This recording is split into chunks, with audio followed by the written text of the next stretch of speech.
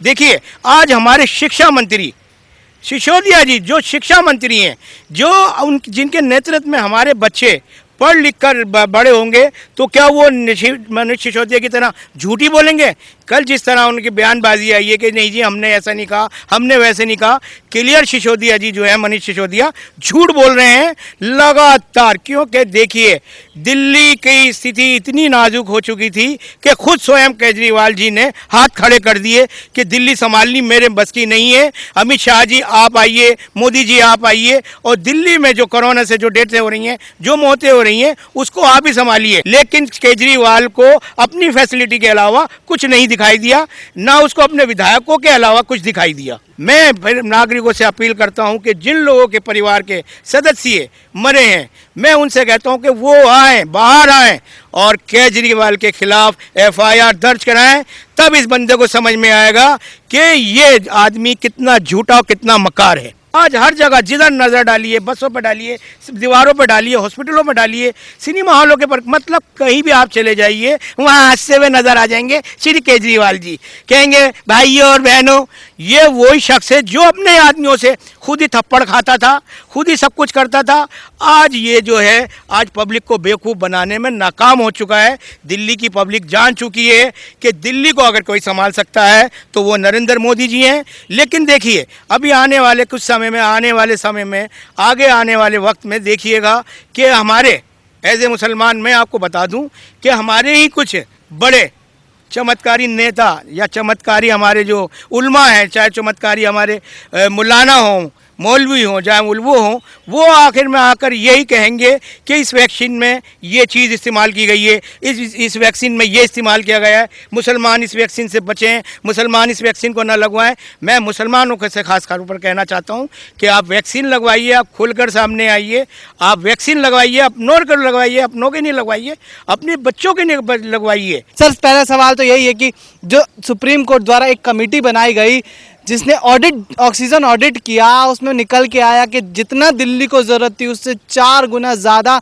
दिल्ली सरकार जानबूझ के केंद्र सरकार से मांग कर रही थी, और केंद्र को भी भ्रम में रखा, कोर्ट को भी भ्रम में रखा, जनता में पैनिक क्रिएट किया। इसको किस तरीके से देखते हैं? देखिए, दिल्ली सरकार ने जो है शुरू से ही, जब से केजरीवाल जी पावर में आए, उन्होंने कहीं ना कहीं सेंट्रल गवर्नमेंट को ही टारगेट बनाया, उनके ऊपर नए नए इल्ज़ाम, नई बातें, नई मनगढ़ंत बातें जो हैं वो केंद्र सरकार पर केजरीवाल जी ने डाली। ये आम लोगों को सबको पता है कि केजरीवाल कहते हैं कि एक पढ़ा लिखा बेवकूफ़ होता है और एक कम पढ़ा लिखा बेवकूफ़ होता है। तो केजरीवाल जो है ये पढ़ा लिखा बेवकूफ़ आदमी है। इसने लगातार दिल्ली की आवाम को, दिल्ली के नागरिकों को बेवकूफ़ बनाया, सेंट्रल गवर्नमेंट के लिए उनकी छवि ख़राब कराई कि सेंट्रल गवर्नमेंट जो कर रही है हम अच्छा करने जा रहे हैं, लेकिन हमें अच्छा करने नहीं दे रही। ये इसका रोना शुरू से ही रहा। और जब देखा कि अब सरकार जो है वो, देखिए दिल्ली सरकार ने लगातार झूठ बोला, इनके मंत्रियों ने झूठ बोला, इनके मंत्री यहाँ तक गिर गए कि वो कहते हैं कि जी हमने जो है बहुत कुछ किया लेकिन सरकार ने हमें करने नहीं दिया।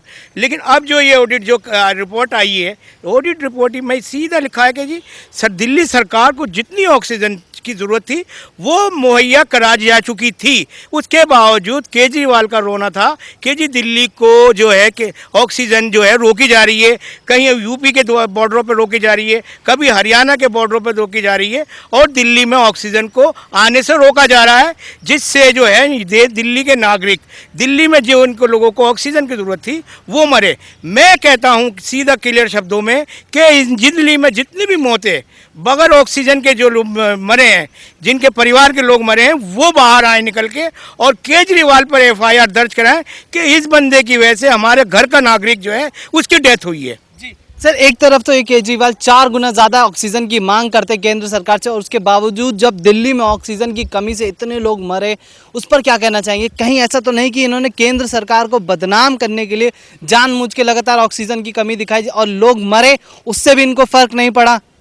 देखिए इन्हीं के विधायकों ने, इनके ही विधायकों ने अभी एक विधायक के घर से कितनी ज़्यादा मात्रा में जो है सिलेंडर, ऑक्सीजन सिलेंडर जो हैं वो पकड़े गए थे।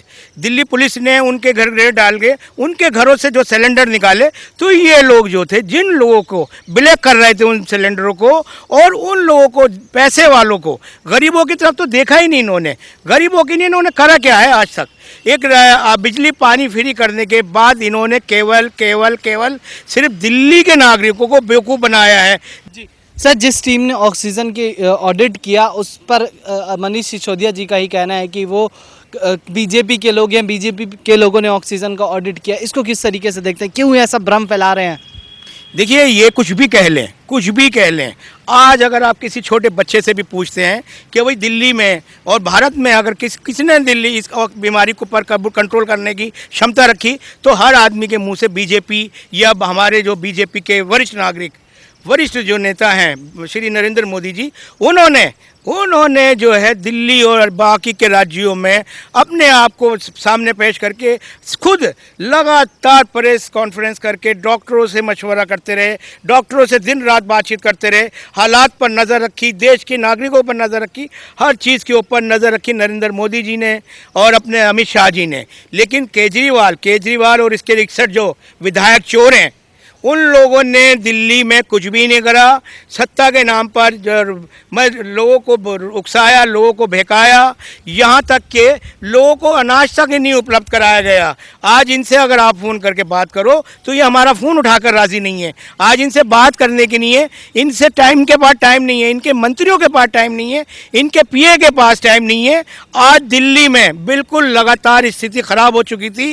वो तो मैं शुक्र अदा करता हूँ कि आज जिस तरह नरेंद्र मोदी जी ने वैक्सीन को पूरे देश में फ्री किया है, तो मैं उनका बहुत ज़्यादा आभारी हूं और मैं उनका शुक्रिया अदा करना चाहता हूं कि उनके वजह से हमारे आने वाले बुजुर्ग हों, चाहे बच्चे हों, चाहे महिलाएं हों, कोई भी हों, उनको मौत के मुंह से निकाल कर नई जिंदगी के राह पर डाल दिया है। जी सर, वहीं केजरीवाल जी ने जो 4 गुना ज़्यादा ऑक्सीजन दिल्ली के लिए लिया, उससे कहीं ना कहीं 12 स्टेट्स में लोगों को फ़ायदा पहुंच सकता था, पर उन्होंने दिल्ली में भी लोगों को मरने के लिए छोड़ दिया और अदर स्टेट्स में लोग मरे तो मरे। क्या इन सब चीज़ों के केजरीवाल जिम्मेदार नहीं है कहीं ना कहीं? और क्या इनको सज़ा नहीं होनी चाहिए, क्या इनको जेल नहीं होनी चाहिए? बिल्कुल होनी चाहिए। मैं तो कहता हूं कि उन नागरिकों से मेरी अपील है, उन भाइयों बहनों से मेरी अपील है, जिनके घर के व्यक्ति, चाहे वो बुजुर्ग हों, बड़े हों, छोटे हों, अगर जिनकी भी मृत्यु हुई है, वो घर से बाहर निकलें और सवाल करें केजरीवाल से कि इनकी मृत्युओं का कारण कौन है। केजरीवाल स्वयं खुद है, क्योंकि इन्होंने जो भ्रम फैलाया, इन्होंने सिवाय भ्रम फैलाने के और कुछ नहीं करा। देखिए दिल्ली की आबादी इस वक्त 2.5 करोड़ से ज़्यादा नहीं है, 3 करोड़ मान लीजिए आप। यूपी की आबादी 22 से 25 करोड़ है, वहाँ इतनी मौतें नहीं होती, दूसरे राज्यों में इतनी मौतें नहीं होती, केवल दिल्ली में ही सेंट्रल गवर्नमेंट के होते हुए भी, जबकि सेंट्रल गवर्नमेंट को चाहिए कि ऐसे व्यक्ति जिसने दिल्ली में इतनी मौतों का जिम्मेदार है, सरकार से मैं अनुरोध करूंगा, विनती करूंगा, मैं जो होम मिनिस्टर साहब से मैं विनती करूंगा कि इनके खिलाफ, केजरीवाल हो या केजरीवाल का कोई भी विधायक हो, इनके खिलाफ तुरंत जांच कमीशन बिठाया जाए और इनसे पूछा जाए कि जब तुम्हें 2 पॉइंट कुछ की ऑक्सीजन की दिक्कत ज़रूरत थी, तो तुमने इतनी ज़्यादा क्वांटिटी में जो सरकार के ऊपर दबाव डाला, उनसे आपने ऑक्सीजन मांगा, वेंटिलेटर मांगे, बिस्तर मांगे। आज आप देखिए इन्होंने हॉस्पिटलों के नाम पर इनके पास कोई सुविधा नहीं है। जी सर, कुछ जो पत्रकार, चाहे वो रवीश कुमार जैसे, चाहे बरखा जज जैसे, जो दिखा रहे थे कि दिल्ली की जनता के साथ नाइंसाफ़ी हो रही है, इंटरव्यू ले डाल रहे थे, अब क्या उन पर कार्रवाई नहीं होनी चाहिए जिन्होंने झूठ और एक भ्रम फैलाया पूरे दुनिया के, इंडिया के लोगों में, पूरी दिल्ली के लोगों में भ्रम फैलाया? क्या उन पर कार्रवाई नहीं होनी चाहिए? देखिए नेशनल मीडिया हमारा जो इतने बड़े बड़े मीडिया हैं, अगर ये कोई इनके मुंह से गलत शब्द निकल जाता है तो ये दुमचिल्ले जो हैं, ये मोदी के दुमचिल्ले हैं।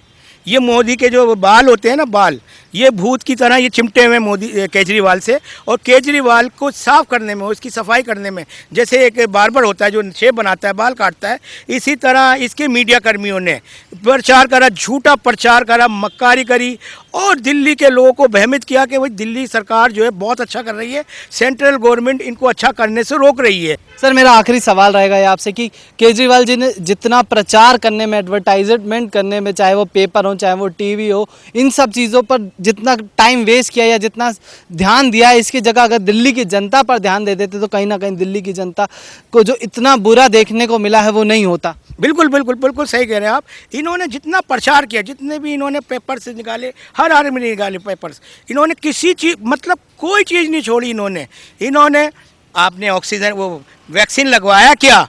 अब तू लगाएगा भाई क्या जाके? वैक्सीन तो लगवा रही है मोदी जी सरकार। वैक्सीन जो है वो घर घर जाकर हॉस्पिटलों में नरेंद्र मोदी जी ने 18,000 करोड़ रुपए का भार जो अपने ऊपर लिया है वैक्सीन का, कि भाई दिल्ली का कोई भी नागरिक हो, देश का कोई भी नागरिक हो, वो बगैर वैक्सीन के नहीं रहना चाहिए। और आप वैक्सीन लगवाइए, क्योंकि वैक्सीन एक साफ़ सुथरी इंटरनेशनल दवा है, जिसको एम्स ने नहीं WHO ने भी बिल्कुल खुले शब्दों में कहा है कि जो भारत में वैक्सीन जो बनाई गई है बिल्कुल साफ़ है, इससे किसी को कोई हानि नहीं पहुंचती। आप वैक्सीन लगवाइए, आप झिझकिए मत, आप किसी की बातों में नहीं आइए। अगर आपके घर का कोई मरता है तो कोई रोने नहीं आएगा आपके पास, कोई तसल्ली देने नहीं आएगा। जिसका मरता है उसी के ऊपर बीतती है। आप भी इस बात पर ध्यान रखिए। और मोदी जी ने जो वैक्सीन फ्री कराई है उसको वैक्सीन को आप लगवाइए, अपनों बड़ों को लगवाइए, बच्चों को लगवाइए। 18 साल से लेकर 44-45 साल के बच्चों तक को आप वैक्सीन लगवाइए। मेरी आपसे गुजारिश है, रिक्वेस्ट है। जी धन्यवाद सर।